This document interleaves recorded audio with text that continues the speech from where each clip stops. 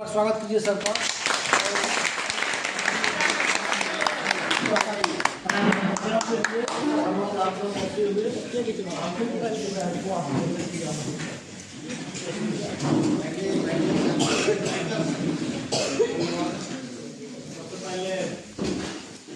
राज्य परीक्षा प्रशिक्षण केंद्र में आमंत्रित करने के लिए जिला कल्याण पदाधिकारी साहब को बहुत बहुत धन्यवाद। इस अवसर पर उपस्थित विश्वविद्यालय के प्रोक्टर साहब, डिप्टी रजिस्ट्रार साहब, जो प्रशिक्षण केंद्र के डायरेक्टर भी हैं, सीनियर लेक्चरर भी यहाँ मौजूद हैं, सबका हार्दिक स्वागत। साथ ही इस प्रशिक्षण केंद्र में नामांकित सभी उपस्थित छात्र छात्राओं का भी हार्दिक स्वागत करते हैं। और मेरा आप लोगों से एक ही सुझाव होगा कि जिस फेज में आप लोग अभी हैं, ये आप लोगों का कैरियर का डिसाइडिंग फेज है। मतलब आने वाला 3 साल 4 साल जो आप लोगों का फेज है, इसी फेज में आप लोगों का मतलब आगे का ज़िंदगी में क्या होगा ये मतलब तय कर देगा। तो इस 3-4 साल में मेरा यही आप लोगों को सुझाव होगा कि जितना संभव हो सके उतना अपना मेहनत कीजिए, ईमानदारी से मेहनत कीजिए। और सबसे पहले एक गोल फिक्स कीजिए अपने लाइफ में।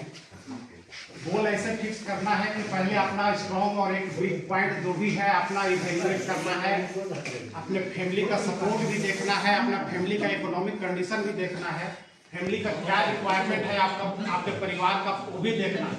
ये नहीं कि हम गोल जो है बहुत लाइफ फिक्स कर लिए और पता चल रहा है कि जो है 2-3 साल अगर नहीं हुआ तो जो है फिर जो है फ्रस्ट्रेट हो गए या छोड़ दिए और रास्ता भटक गए। तो अपना स्ट्रॉन्ग पॉइंट और वीक पॉइंट देख करके ही गोल फिक्स कीजिए। जीवन में सफलता किसी भी क्षेत्र में पाया जा सकता है। ऐसा नहीं है किसी यूपीएससी और बीपीएससी क्वालिफाई करके ही हम सफलता पा सकते हैं। तो आप लोग अपना अपना इवेल्युएशन उसी हिसाब से कीजिए कि हम किस फील्ड में जो है बेहतर कर सकते हैं। अपने आप का आकलन कीजिए और उसी आकलन के अकॉर्डिंग जो है अपने लाइफ में आगे बढ़िए। मैं जब बचपन में था तो मेरे पास माता पिता दोनों जॉब में थे। तो हम करीब 5 साल की उम्र से ही जो है हॉस्टल में रह रहे हैं, क्योंकि कोई घर पे देखने वाला नहीं था। पापा मम्मी दोनों जॉब में थे तो हॉस्टल में डाल दिए थे। तो हम बचपन से ही हॉस्टल में रह रहे हैं। तो हॉस्टल में रहने का मतलब ये नहीं होता है कि सभी छात्र जो है वहाँ से जो निकलते हैं अच्छे ही निकलते हैं। उसके दोनों पहलू हैं। बहुत छात्र जो है हॉस्टल में रह करके और माता पिता के चूँकि उसमें संरक्षण में नहीं रहते हैं तो बिगड़ भी जाते हैं और रास्ता भटक जाते हैं और गलत रास्ता अपना लेते हैं। तो ये हम लोगों पे डिपेंड करता है कि हम किस रास्ते पे जा रहे हैं। तो ये अपने आप को कोशिश कीजिए कि हम अच्छे रास्ते पे चलें और ईमानदारी से मेहनत करें। और जितना भी आपका लक्ष्य है उस लक्ष्य की प्राप्ति कैसे करें उसी पे फोकस करना है। तो इसी के साथ हम आप लोगों के उज्जवल भविष्य की कामना करता हूं। और बीच बीच में मैं टाइम मिलेगा तो मैं आऊँगा, तो सब पूरी कोशिश करूँगा कि टाइम निकाल करके। हालांकि व्यस्तता मेरी बहुत रहती है, लेकिन फिर भी मैं कोशिश करूँगा कि आप लोगों से बीच में आ करके रूबरू होते रहूँ।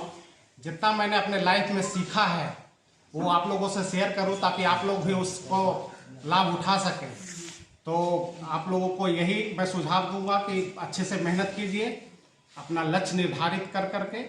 और इसमें तो यूपीएससी और बीपीएससी बहुत सारी सरकार की योजना भी चल रही है, तो उसका भी आप लाभ उठाइए और उस योजना से लाभान्वित होइए। आपके लाभान्वित होने से और सक्सेस पाने से आपके आसपास भी जो बच्चे हैं वो प्रेरित होंगे।